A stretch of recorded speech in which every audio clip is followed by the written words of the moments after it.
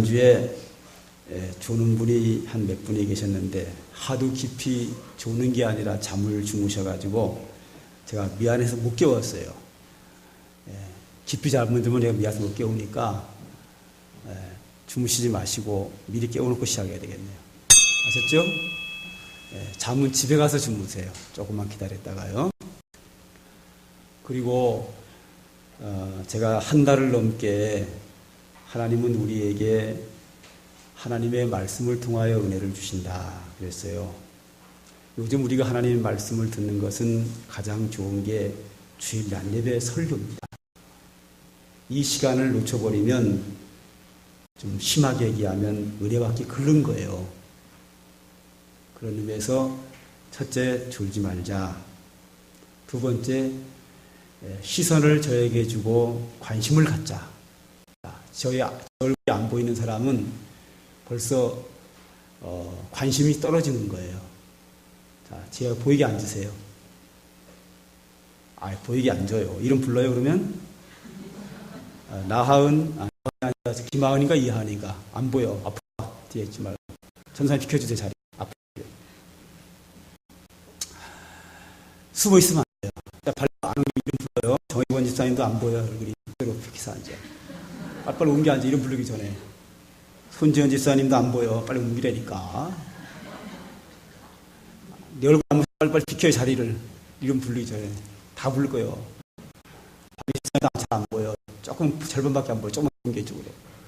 아이고 이뻐라.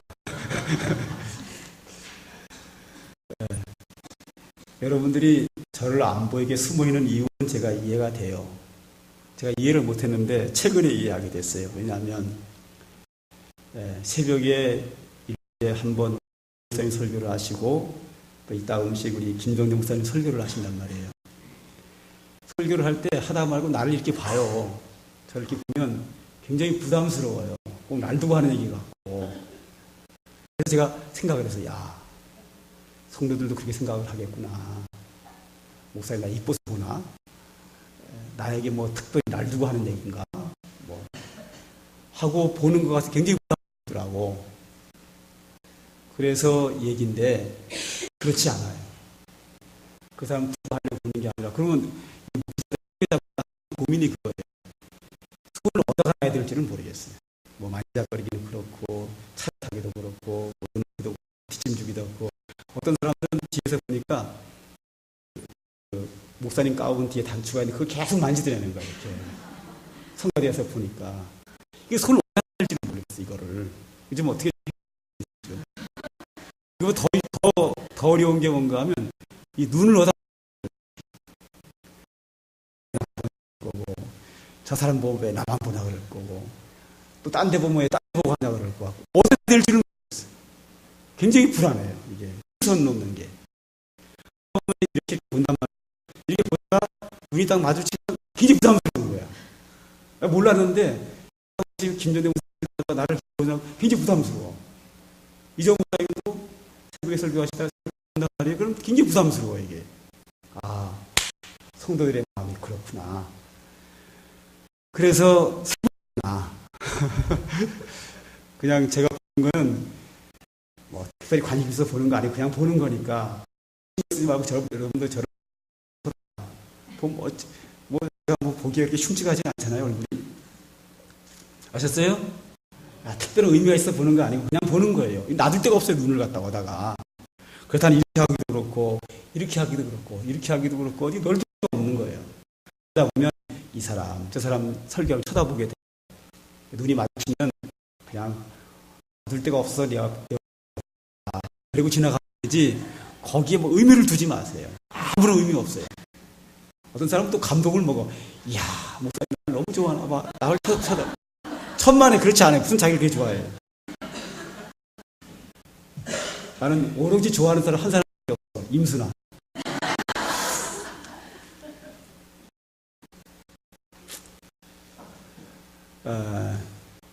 추수의 계절이 다가왔고 이제 추수감사절이 바싹 다가왔습니다. 이제 감사의 절기가 다가오면 이런 생각을 하게 돼요. 하나님께 감사해야 되는데 어떻게 감사할까? 모든 기독교인들이 감사의 절기가 다가오면 하나님께 감사해야 된다 생각은 다 가지고 있어요. 문제는 마음에 감사란 마음이 생겨야 감사를 하죠.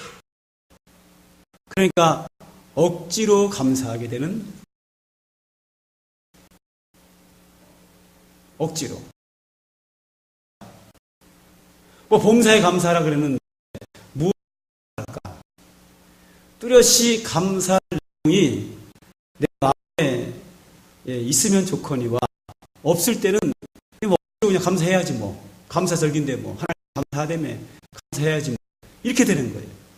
그러면 이 억지의 감사가 과연 참 감사일까?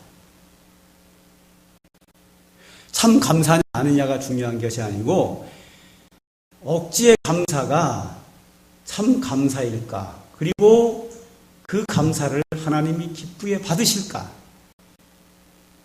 저는 아니라고 봐요. 그러므로 한번 우리는 이 감사 문제에 대해서 한번 생각해 볼 필요가 있다 하는 생각을 하게 됩니다. 감사는 억지로 덮어놓고 되는 것은 아니고 순서가 어떻게 되느냐 하면 내가 기쁠 때 사람은 행복을 느끼게 돼요. 기뻐야 행복하지요. 안 기쁜데 행복할 수는 없는 거예요. 그리고 행복해야 감사가 나오는 거예요. 불행하다고 생각을 하는데 감사가 나온다? 그거는 억지 감사예요. 내가 기뻐야 행복하고 행복할 때 감사가 나오는데 내가 행복할 때 무엇 때문에 행복하냐? 내 아들 때문에 행복하다? 그러면 아들에게 감사하게 되고 내가 교회 때문에 행복하다 그러면 교회에 대해서 고마운 마음이 생기고 내가 하나님께 대하여 하나님 때문에 행복하다고 느끼면 하나님께 감사하게 돼 있어요. 우리 사람의 마음이에요. 마음과 이성은 따로 놀아요. 노는 경우가 많아요. 머리가 아무리 감사하고 싶어도 내가 기쁘지 않으면 행복을 느낄 수 없고 행복하지 않으면 내 머리가 하나님께 감사해야 하지만 가슴으로부터 내 마음 깊은 곳으로부터 내가 하나님께 감사가 나오지 않는 거예요. 결과적으로 억지 감사가 되는 거죠. 이 순서가 뭐냐? 내가 기뻐야 되고 행복해야 되고 그래야 모든 부분에 내가 감사할 수 있고 특별히 하나님 때문에 내가 행복하다고 느껴야 하나님께 진정한 감사가 나올 수 있습니다. 이런 부분들이 우리의 마음속에 좀 솟아나기 위해서 진정한 감사가 나오기 위해서 제가 3주에 걸쳐서 이어서 설교를 하려고 합니다. 오늘은 첫 번째로 내가 왜 행복해야만 하는가? 여기서부터 시작하려고 합니다. 내가 왜 행복해야 되는가? 첫째는 내가 행복해야 될 이유는 뭐냐면 나를 위해서예요.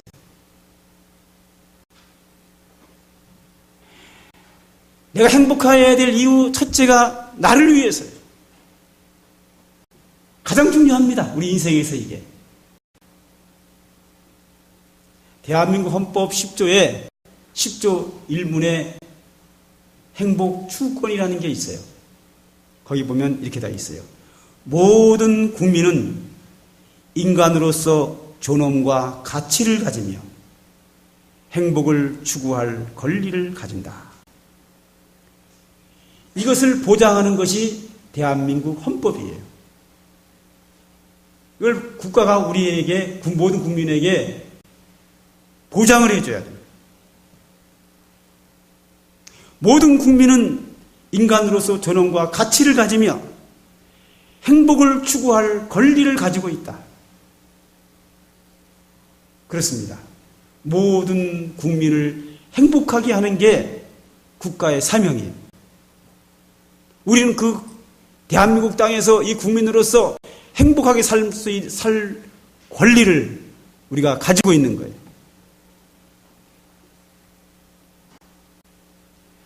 행복한 인생을 살 때에 그 인생이 성공이라고 할 수 있어요. 그러므로 우리가 예수님을 믿고 안 믿고를 떠나서 모든 사람은 자기 자신이 행복해야 돼요. 그러므로 내 주변에 있는 모든 것들이 내게 행복을 주는 거라면 그 모든 것들은 나에게 복이 되고 꼭 필요하고 복이 되는 것이지만 내가 가지고 있고 내 주변에 있는 모든 것들이 내게 불행을 준다고 하면 그것은 내게 아무런 소용이 없는 오히려 해가 되는 저주가 될 수 있는 겁니다. 그리고 내 주변에 있는 모든 것들이 내게 행복도 주지 않고 내게 불행도 주지 않는다고 하면 그것은 있으나 마나한 나하고 상관없는 것들이고 결과적으로 내가 가지고 있는 모든 것은 나의 행복을 위해서 사용이 되어져야 되는 거예요. 여러분 이해를 잘하고 들으셔야 되는데 이건 이해를 잘해야 되는 부분에서 오해 소지가 있어요. 이해를 잘하면 무슨 말인지 알아듣는데 이해를 잘못하면 저를 오해하고 이상하게 생각할 수 있는데 하나님도 나의 행복을 위해서 필요한 거예요. 만약에 하나님이 나에게 은혜를 주지 않고 나에게 불행을 준다고 하면 그 하나님을 믿을 필요가 없는 거예요.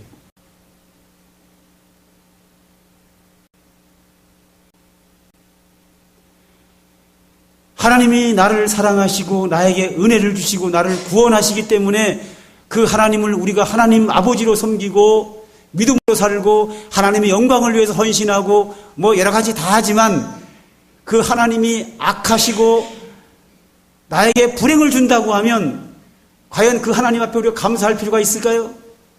그 하나님을 위해 살 이유가 있나요? 그 하나님을 믿고 섬길 이유가 있나요? 없습니다.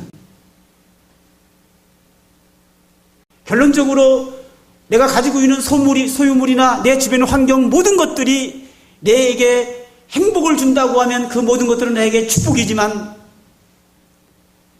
그 모든 것들이 내게 행복을 앗아간다고 하면 그것은 모든 것은 내게 저주를 주는 것에 불과합니다.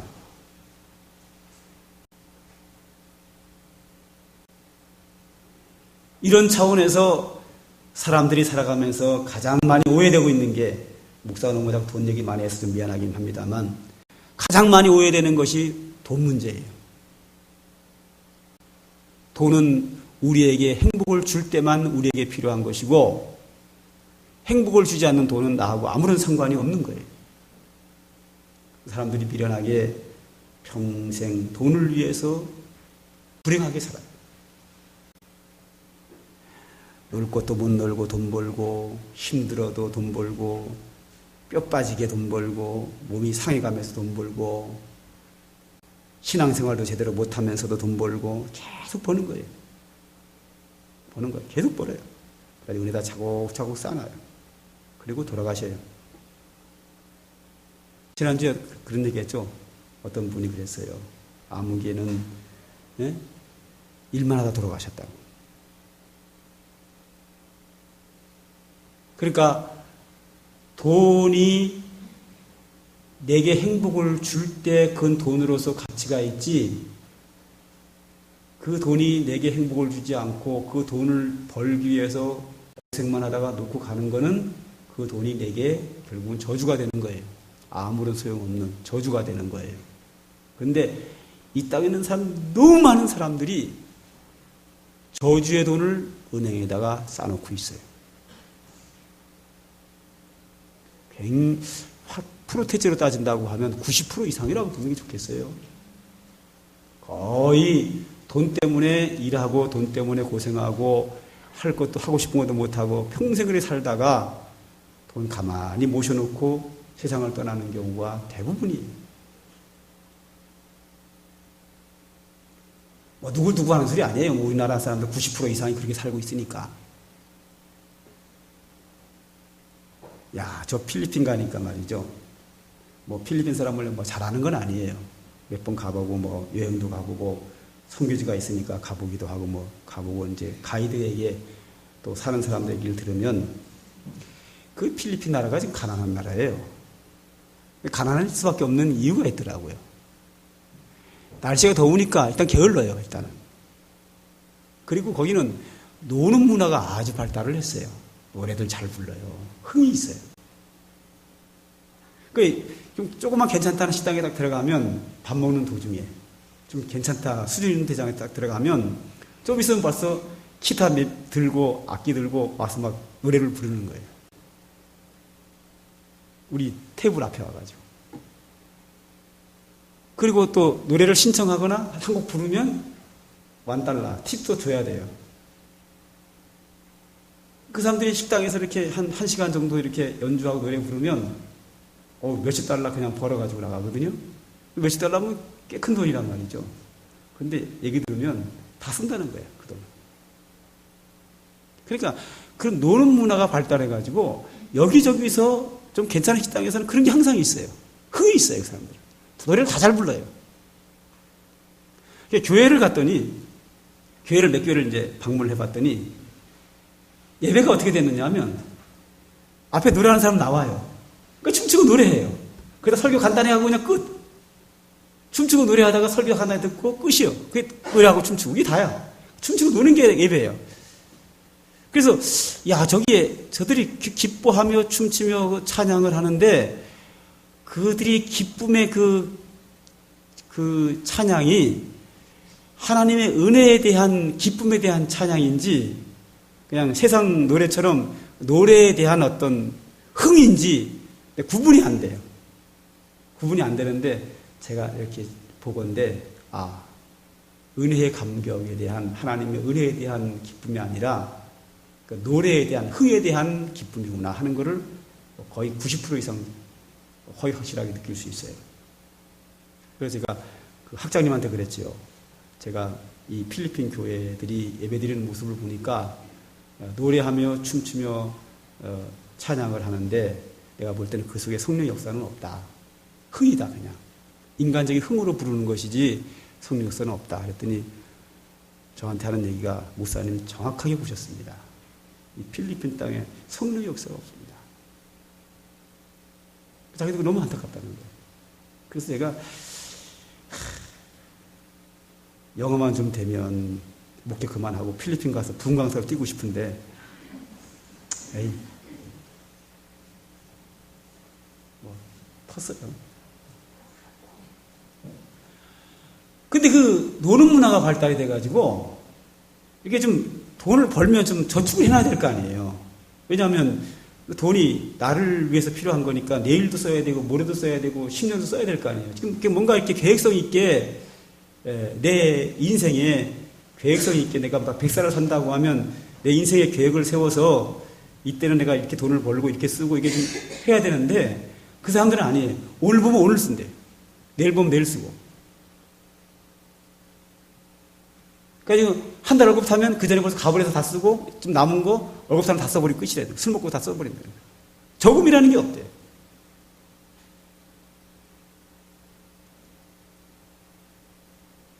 그래서 뭐 주유소 무슨 뭐 괜찮은 가게들은 전부 다 미국 사람들이 다 주인이래요. 거의 없대요. 거의 뭐 거기에 필리핀 나라의 약방에 뭐 무슨 약 다 수입품이에요. 다 거의 다 미국에서 들어가요. 그럼 웬만한 가게는 다 미국 사람들 거고 다 미국에서 그냥 완전히 점령을 해버렸더라고요. 경제적으로. 그들은 어떻게 사업을 할 수가 없어요. 오늘 보면 오늘 쓰는데 무슨 사업을 해요. 돈이 있어야 사업을 하죠. 미국 사람들이 차려놓은 데 가서 일하고 월급 받아가지고 그날 다 쓰고 버는 대로 쓴다. 버는 대로. 저금이라는 게 없어요. 돈 떨어지면 일하고 생기면 먹고 놀고 쓰고 술 마시고 노래 부르고. 노래 부르는 게 아주 흥이 있더라고. 거기에서 반대로 우리 대한민국은 저금을 너무 해. 너무 해도. 왜 이렇게 저금을 해요? 박근혜 대통령이 보면은 또 제가 한국 경제를 또 거꾸로 간다고 뭐라 그러려나 모르겠는데 뭐 그건 그거고 우리나라 사람들은 너무 저금을 해요. 통장 안에 들어있는 돈은 공 하나 더 붙었냐 덜 붙었냐 그 차이밖에 없어요. 내가 내 인생 속에서 써야 내 돈이에요. 거기다 저금해 둔 거는 놓고 가면 그냥 은행 거예요. 그냥 아니면 뭐 내 아들 가져가든지 뭐 다음 가져가는 거고 그냥 거기서 다 없어지는 거지 나하고 아무 상관없는 거예요. 돈이 너무 많이 오해가 되어 있어서 돈을 뭐 지키기가 길게 얘기했는데 그것뿐 아니라 우리의 모든 것은 내 주변에 있는 모든 것은 뭐 명예가 됐든지 간에 뭐 사람이 됐든지 간에 우리의 신앙이 됐든지 간에 모든 것은 내 행복에 영향을 줘야 된다. 그것만이 가치가 있는 거고 내 행복에 영향을 주지 못한다고 하면 그것은 내게 저주거나 나하고 아무런 의미 없는 것으로 봐야 됩니다. 두 번째, 하나님을 위해서 내가 행복해야 합니다. 오늘 우리가 합독한 본문을 보면 항상 기뻐하라, 쉬지 말고 기도하라, 범사에 감사하라. 이것이 그리스도 예수 안에서 너희를 향하신 하나님의 뜻이니라. 기뻐하라. 기뻐야 행복한 거예요. 기쁜 것은 기뻐야 행복하기 때문에 이 기쁨은 하나님의 뜻이다. 하나님이 원하는 것이다.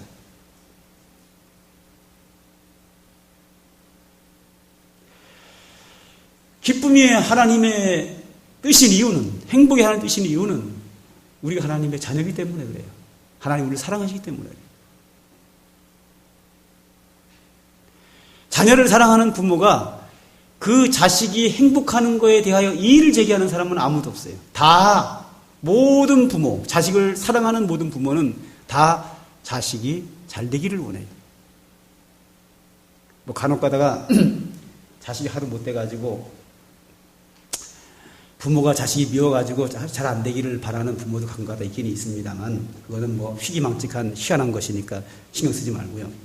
사랑하지 않으니까 하는 일이고 사랑하면 행복하기를 원하는 거예요. 하나님께서 우리를 사랑하기 때문에 우리가 행복한 것이 하나님의 뜻이에요. 오늘 성경에 나왔잖아요. 항상 기뻐하라. 그리스도 예수 안에서 너희를 향하신 하나님의 뜻이라.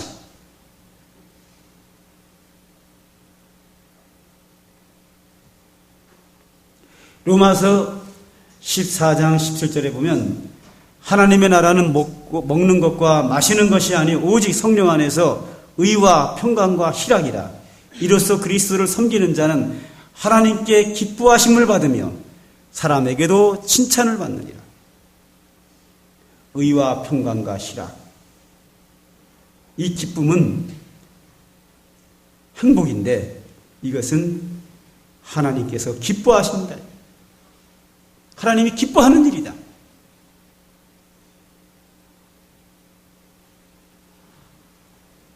그렇기 때문에 내가 잘되고 행복한 것인 주의 뜻이에요.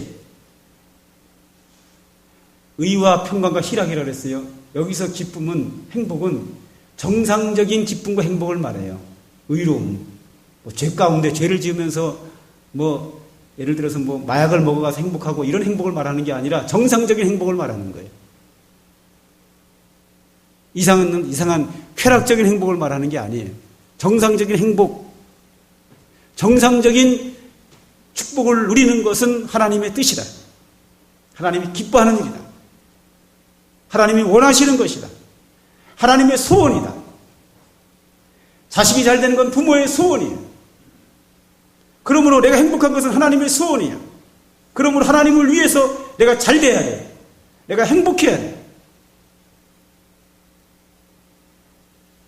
마지막 세 번째로 나를 사랑하는 사람들을 위해서 내가 행복해야 돼.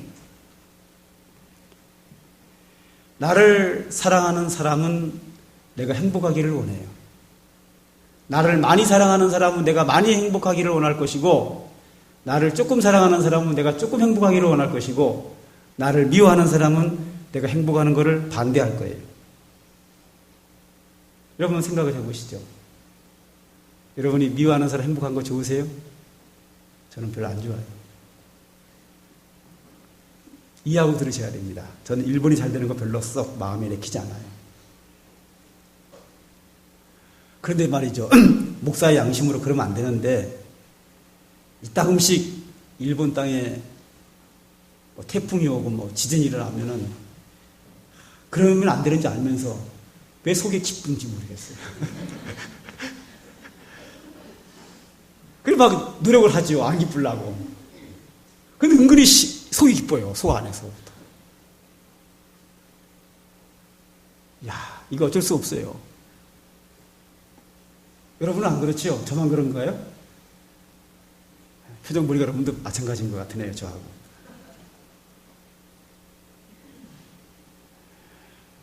내가 사랑하는 사람은 많이 사랑하면 많이 행복하기를 원하고, 적게 사랑하면 적게 사랑하기를 원하고, 미워하는 사람은 행복한 거 별로 원하지 않아요. 그렇기 때문에 나를 사랑하는 사람이 나에게 원하는 게 있다고 하면 내가 행복하는 걸 원해요. 나를 사랑하는 사람을 위해서.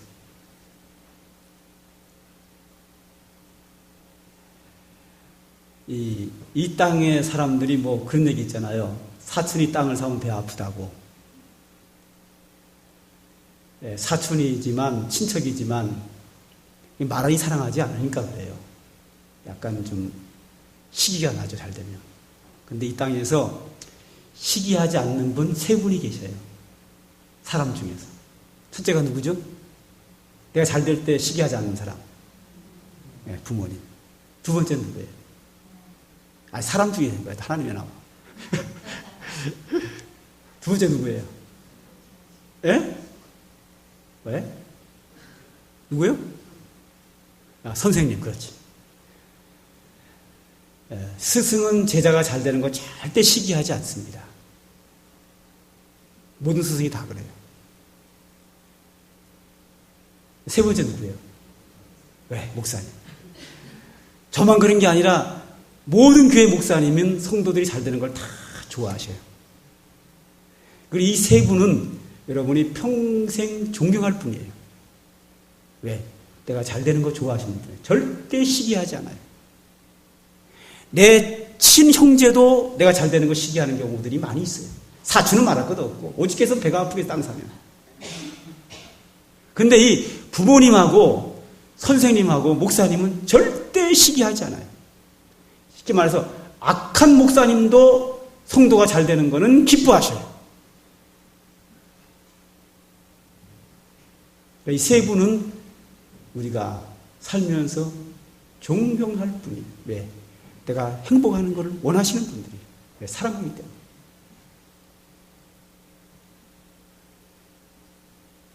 나를 사랑하는 자가 내가 행복하기를 원하기 때문에 나를 사랑하는 자를 위해서 내가 행복하게 잘 살아야 돼. 반도직입적으로 얘기를 해가지고 여러분이 잘 되는 게 저한테 잘하는 거예요.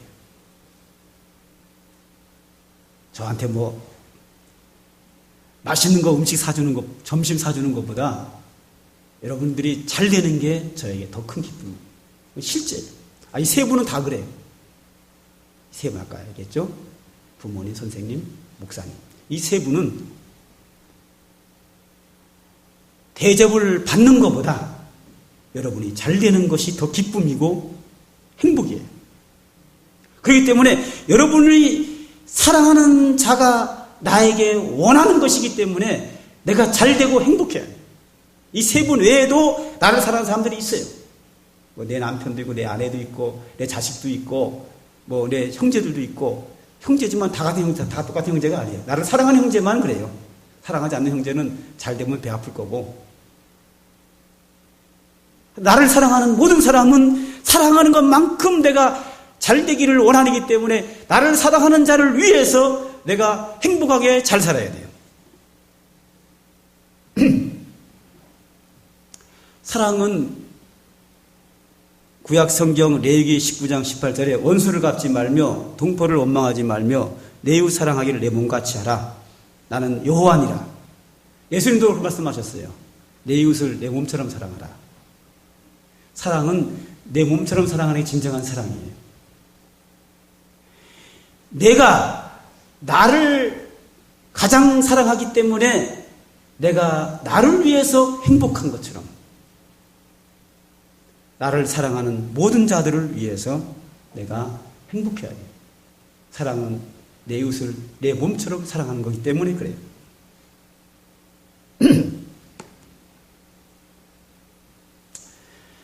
기독교 문화로 형성된 서양 속담에 이런 말이 있어요. 만일 어떤 사람이 행복을 누리지 못하고 있다면 그 사람은 은행에 억만 달러를 저금해 놓고 한 푼도 쓰지 못하는 사람과 같다. 우리는 충분히 행복할 수 있는 모든 조건이 다 주어져 있어요. 특별히 그리스도 안에 있는 자는 더욱 그래요. 그런데 우리가 그 방법을 몰라서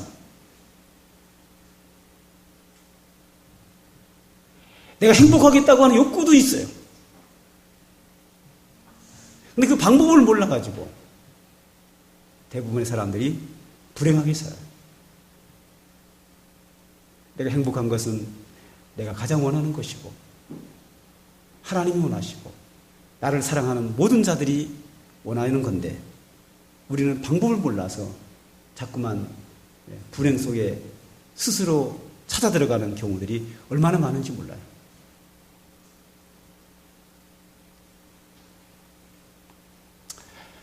앞으로 2주에 걸쳐서 그 방법에 대한 이야기는 그때 2주에 걸쳐서 제가 성경 말씀을 바탕으로 해서 말씀을 드릴 예정이고 오늘 중요한 것은 우리는 이 땅 위에 행복하기 위해서 태어난 것이지 불행하려고 태어난 것도 아니고 우리의 앞길도 우리의 비전도 우리의 영원한 삶도 다 행복이 보장되어 있어야 우리 인생이 보장되어 있는 거고 우리는 지금도 행복해야 되고 우리의 미래도 행복해야 되고 우리의 영원한 우리의 인생이 다 행복해야 돼요. 그게 바른 인생을 사는 거예요. 우리는 행복하려고 태어났어요.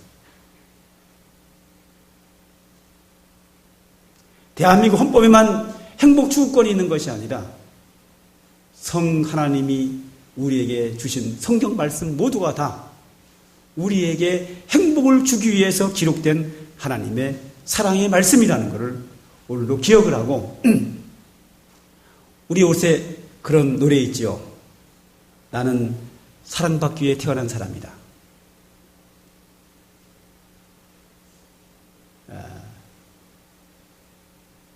더 정확하게 말하면 사랑을 받기 위해 태어난 사람이보다는 우리는 행복하기 위해 태어난 사람이에요. 그게 더 정확해요. 뭐 정확하게 뭐 그 노래가 뭐 잘못됐다는 얘기가 아니라 옳은 말씀이지만 우리가 더 정확하게 객관적으로 얘기한다고 하면 우리는 행복하기 위해 태어난 사람들이.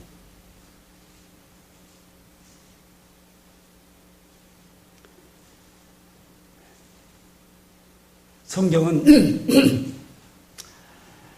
하나님께서 우리가 행복을 얼마나 원하시는지 행복하기 위한 그 길이 성경이 우리에게 알려주는 길이에요. 그래서 제가 누차 말씀드린 것처럼 제 목회 철학이 성도들의 행복, 하나님께 영광, 성도의 행복이에요. 우리 한번 이 땅에는 사람들이 너무 많이 이 행복에 대해서 오해가 되어 있기 때문에 내가 그동안 가지고 있던 생각, 생활 방식을 좀 이렇게 다시 한번 흔들어서 새롭게 한번 정리할 필요가 있어요. 그래야 마지막에 가서 우리가 후회하지 않고 만족한 삶을 살 수 있어요. 한번 지나가면 돌이킬 수 없는 우리의 인생길. 인생길은 앞으로만 향하여 갈 수 있지 뒤를 돌아올 수 없어요. 한 발자국도 우리가 살아온 길을 되돌릴 수는 없어요. 한 번 앞으로 간 것은 끝이에요. 그렇기 때문에 잘못된 길을 간 것을 후회하는 것은 아무런 의미가 없어요. 우리는 행복하기 위해 태어났기 때문에 정확한 행복의 길로 우리는 매일같이 한 걸음 한 걸음 발길을 내딛어야 돼요. 축복된 저 여러분 되기를 소망합니다.